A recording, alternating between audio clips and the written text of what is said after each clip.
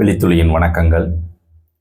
இன்னைக்கு பிஜிடிஆர்பி தொடர்பான எப்போ கவுன்சிலிங் அப்படிங்கிற அந்த எதிர்பார்ப்பு, ஏன்னா செலெக்ஷன் லிஸ்ட்லாம் வெளியிட்டுட்டாங்க இல்லையா, இதில் இந்த வித்திகள்ட்டுன்னு இருக்கு இல்லையா, ஸோ அவர்களுக்கு மீண்டும் வாய்ப்பு கிடைக்குமா அப்படிங்கிற அந்த ஒரு கேள்விகளோடு கவுன்சிலிங் வருவதற்கான ஒரு சமீட்சையாக என்னென்ன நடவடிக்கைகள் நடந்து கொண்டிருக்கிறது அப்படிங்கிறத தான் நம்ம இந்த பதிவில் பார்க்க போகிறோம். இறுதி வரைக்கும் ஸ்கிப் பண்ணாமல் பாருங்கள். ஸோ இது வரைக்கும் நம்ம சேனலை சப்ஸ்கிரைப் பண்ணாதவங்க சப்ஸ்கிரைப் பண்ணி அருகில் உள்ள பெல் ஐக்கானை கிளிக் பண்ணி ஆளுங்கிற பட்டன் அழுத்திக்கங்க. ஸோ வாங்க நம்ம பதிவுக்குள்ளே போவோம். இப்போ பிஜிடிஆர்பி இதற்கான தேர்வுலாம் முடிந்து செலெக்ஷன் லிஸ்ட்டு, ஃபைனல் செலெக்ஷன் லிஸ்ட்லாம் வெளியிட்டாங்க. இதில் வித்துகள்ட்டு இருந்துச்சு இல்லையா, இந்த வித்துகள்ட்டு இருந்தவங்க அவங்க என்ன காரணத்தினால வந்துட்டு நிராகரிக்கப்பட்டாங்க, ஏன்னா செலக்ட் ஆனவங்க, ஸோ அவங்க வந்துட்டு சில சர்டிஃபிகேட்டை இஷ்யூ பண்ணுறதுல இருக்கக்கூடிய பிரச்சனையினால அவங்களுக்கான அந்த வாய்ப்பு மறுக்கப்பட்டிருக்க ஒரு விடயம்.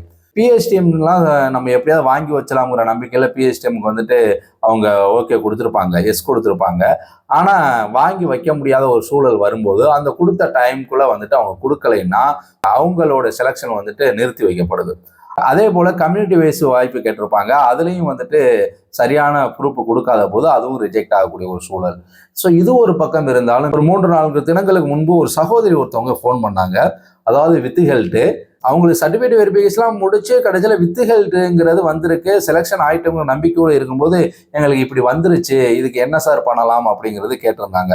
அதாவது என்ன வித்துகள்ட்டு எதனால அப்படின்னு அவங்களுக்கு பார்க்க போகும்போது அவங்களுக்கு வந்து இந்த ஈக்குவலன்ட் சர்டிஃபிகேட்டு அவங்க படித்த டிகிரியில் வந்து பார்த்தீங்கன்னா அதோட ஈக்குவலண்டா வேற ஒரு, அதாவது பிகாம் சிஏ அப்படின்னு இருக்கும் இல்லையா, ஸோ அப்படி அவங்க படித்த ஒரு விடயத்தில் இதற்கான ஈக்குவலண்ட் இது வந்துட்டு அந்தந்த யூனிவர்சிட்டிலே வந்துட்டு அந்த ஈக்குவலண்ட் இதுங்கிறது கொடுத்துருப்பாங்க, அது அப்ரூவல் கொடுத்திருப்பாங்க, ஈக்குவலன்ட் சர்டிஃபிகேட் ப்ரொடியூஸ் பண்ணியிருக்கிறாங்க. பட் என்ன அப்படின்னா அவர்கள் படித்து முடித்து வெளியில வந்த பிறகு அந்த ஈக்குவலன்ட்ங்கிறது இப்ப இல்ல, அதை கேன்சல் பண்ணிட்டாங்க.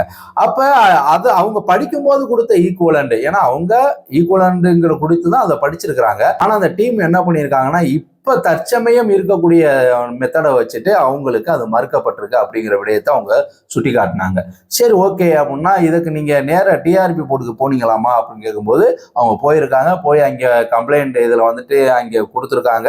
ஆனா அவங்க என்ன சொல்றாங்கன்னா எனக்கு மட்டும் இல்லைன்னு இதே போல வந்துட்டு 4-5 பேர் இருக்கிறாங்க அப்படிங்கிற மாதிரிலாம் சொன்னாங்க. ஆனா எங்க செட்லேயே படித்தவர்களுக்கு அதுல சில பேருக்கு வந்துட்டு வாய்ப்பு கிடைத்து போன முறையெல்லாம் அவங்க உள்ள போயிருக்கிறாங்க. ஸோ ஆனா இந்த முறை வந்துட்டு எங்களுக்கு அந்த வாய்ப்பு மறுக்கப்பட்டிருக்கு அப்படிங்கிற மாதிரி அவங்க சொன்னாங்க. அவங்க படிக்கும்போது அது ஈக்குவலண்ட்ங்கிறது அது இருந்ததுனால அவங்க அதை வச்சு அவங்க பயன்படுத்திக்கிறாங்க. அதற்கு பிறகு இப்ப வந்துட்டு அது கேன்சல் பண்ணப்பட்டிருக்குது அப்படின்னா அதற்கு அவங்க பொறுப்பு இல்லை இல்லையா. 2013 அவங்களுக்கு அந்த ஆர்டர், இப்ப வந்துட்டு இல்ல 2019 இல்ல, 20 இல்ல, 25 இல்லை அப்படின்னா அதற்கு இப்ப படிக்கக்கூடியவங்களுக்கு அதுக்கான சலுகையை பெற முடியாது. அப்போ இது என்ன நடந்துச்சு அப்படின்னா அப்புறம் நான் கூட சொன்னேன், நீங்க வந்துட்டு மெயில் வைங்கம்மா, ஏன்னா நேரடியாக போய் கம்ப்ளைண்ட் கொடுத்துருக்கீங்க, ஸோ நீங்கள் மெயிலும் ஒன்று வச்சுருங்க, வச்சுட்டு அதுக்கப்புறம் நீங்கள் இந்த வாரம் இந்த வெள்ளிக்கிழமைக்குள்ளே போயிட்டு நீங்கள் மறுபடியும் என்ன வருதுன்னு பாருங்கள், இல்லைனா மறுபடியும் வெள்ளிக்கிழமை இல்லை திங்கக்கிழமை போய் நேர டிஆர்பி போர்டில் நீங்கள் ஏற்கனவே கம்ப்ளைண்ட் பண்ணியிருக்கீங்க இல்லையா, ஸோ அது என்னவா நடந்திருக்குன்னு நீங்கள் அதை போய் பாருங்கள். அப்படி இல்லைன்னா நீங்கள் வந்துட்டு டோல் ஃப்ரீ நம்பரில் கூட நீங்கள் ஃபோன் பண்ணி அது பேசுங்கம்மா அப்படின்னு சொல்லியிருந்தேன். ஸோ அவங்க என்ன ஃபாலோஅப்பில் இருக்காங்கன்னு தெரியலை, ஆனால் நீங்கள் போய் பார்த்துட்டு எனக்கு என்ன தகவல்னு சொல்லுங்கம்மான்னு சொல்லியிருக்கிறேன் விதிகள்ட்டு. ஆனா இவர்கள் செலக்ட் ஆகக்கூடிய இடத்துல இப்ப அந்த இடம் காலி இடமா இருக்குமா அப்படின்னா அந்த இடத்துல வேற ஒரு நபரை வந்துட்டு செலக்ட் பண்ணிட்டாங்க. இப்ப இவர்கள் வந்துட்டு அதை நிரூபிக்கிறாங்கன்னு வச்சுக்கிடுவோமே. இப்ப இவர்கள் அதை நிரூபிக்கும் போது இப்ப நான் சொன்ன சகோதரியே வந்துட்டு தவறு நடந்திருக்கிறத சுட்டி காட்டி அதை வந்து முறையிடும் போது அவர்களுக்கு அந்த வாய்ப்பு வருமானா கண்டிப்பா வந்துதான் ஆகணும். ஏன்னா இவர்களை தாண்டி தான் இன்னொரு நபரை வந்து செலக்ட் பண்றாங்கிற போது அவர்களுக்கு அந்த வாய்ப்பு அந்த இடத்துல அவங்களுக்கு வந்துதான் ஆகணும். ஸோ அது நிரூபிக்கப்பட்ட கண்டிப்பா ரிவைஸ்டு லிஸ்ட் அவங்க விடுறதுக்கு வாய்ப்பு இருக்குது. ஆனால் ஒருவேளை அதுக்கான வாய்ப்பு இல்லாத போது என்ன பண்ணணும் அப்படிங்கிறது அவங்களுடைய அடுத்த ஒரு கேள்வியா இருக்கும்போது உங்களுடைய கோரிக்கை சரியாக இருக்குது அப்படிங்கிற பட்சத்துல நீங்க கோர்ட்டுக்கு போயிருங்க. உங்களுக்கான வாய்ப்புகள் நீங்க பக்கத்துல போயிட்டீங்க, ஆனா ஒரு சர்டிபிகேட் அது முறையா கொடுத்தும் வந்துட்டு அது ஏற்றுக்கொள்ளப்படலை அப்படிங்கிற போது நீங்க கோர்ட்டுக்கு போறது நல்லது. நீங்க கோரிக்கை வைக்கிறீங்க ரைட்டு, ஆனா இதுல யூனிவர்சிட்டிக்கு நீங்க போங்க. நீங்க படித்த காலேஜ் எந்த யூனிவர்சிட்டி கண்ட்ரோல் இருந்தோ அந்த யூனிவர்சிட்டிக்கு போங்க. அங்க நீங்க படித்த போது இந்த ஈக்குவலண்ட் என்னவாக இருக்கு அப்படிங்கிறத அவங்கள்ட்ட போயிட்டு ஒரு ப்ரூஃப் வாங்கிருங்க. அதே போல இன்னைக்கு அது வந்துட்டு நாட் ஈக்குவலண்டா கொடுத்துருக்காங்களா இல்ல ஈக்குவலண்ட்ல தான் இருக்குதா, ஸோ அந்த ஈக்குவலண்ட் நாங்க படிக்கும்போது இருந்த அந்த ஈக்குவலண்ட் இதை இப்ப பயன்படுமா, இல்ல நாட் ஈக்குவலண்ட் இப்ப கொடுத்ததுனால எங்களுக்கும் அது ரிஜெக்ட் ஆக வாய்ப்பு இருக்கா அப்படிங்கிறத நீங்க யூனிவர்சிட்டியில போய் நீங்க அதை கிளியர் பண்ணிக்கோங்க. ஆனா அதுக்குள்ள வந்துட்டு டிஆர்பி போர்டு என்ன மாதிரியான பதில் கொடுக்குறாங்க அதுக்கான ரெக்கார்டிகள்லாம் நீங்க தயார் பண்ணி வச்சுக்கோங்க அப்படின்னு சொல்லி அனுப்பியிருந்தோம்னு வச்சுக்கோங்களேன். ஸோ இப்படியாக இந்த வித்துகள்ட்டு ஒருவேளை நிவர்த்தி செய்யப்பட்டால் அவர்களுக்கு மீண்டும் வாய்ப்பு வழங்கப்படும். அப்படி இல்லாத போது இதுதான் வழி, கோர்ட்டு தான் வழி அப்படிங்கிறதான். இது எல்லாமே செய்து இப்ப புதிய லிஸ்ட் கூட மறுபடியும் வெளியிடலாம், இல்ல இந்த லிஸ்டே இருக்குதுன்னு வச்சுக்கிறோமே. இப்ப இவர்களுக்கு எப்ப கவுன்சிலிங் அப்படிங்கிற போது பிப்ரவரி 2nd வீக்ல வந்து மாண்புமிகு முதலமைச்சர் அவர்கள் தலைமையில அவர்கள் வந்துட்டு டிஎன்பிசி டிஆர்பில தேர்ச்சி பெற்றவர்கள் பணி நியமன ஆணை வந்துட்டு வழங்கக்கூடிய ஒரு நிகழ்வு நடக்க இருக்குது. ஸோ அதற்குள்ளேயும் வந்துட்டு இந்த பிஜிடிஆர்பிக்கான அனைத்து நபர்களையும் கவுன்சிலிங் முடித்துட்டு பணி நியமனத்திற்கான அந்த கூட்டத்தில் பங்கேற்பதற்கு வாய்ப்பு இருக்குது. ஸோ அப்போ வெகு விரைவாக அதை வந்துட்டு முறைப்படுத்த போறாங்க அப்படிங்கிறதா. சரி, அதுக்கு என்ன சமிசைகள் காட்டப்பட்டிருக்கு அப்படிங்கிற போது இப்ப பள்ளிக்கல்வித்துறையில இருந்து ஒவ்வொரு முதன்மை கல்வி அலுவலருக்கும் ஒரு ஜியோ பாஸ் பண்ணிட்டாங்க. ஸோ ஒவ்வொரு அரசு பள்ளிகள்லையும் வேக்கன்சி எந்த அளவுக்கு இருக்குது, எந்தெந்த சப்ஜெக்டுக்கான சரியான நபர்கள் இருக்கிறாங்க அப்படிங்கிறத, ஸோ சப்ஜெக்டுக்கு இருக்கக்கூடிய நபர்கள் வந்துட்டு எம்இசியில் வந்துட்டு முறைப்படி நீங்க பதிவு செய்ய வேண்டும் அப்படின்னு சொல்லியிருக்கிறாங்க. உண்மையான வேகன்சி என்னன்னு தெரிஞ்சுக்கணும் இல்லையா.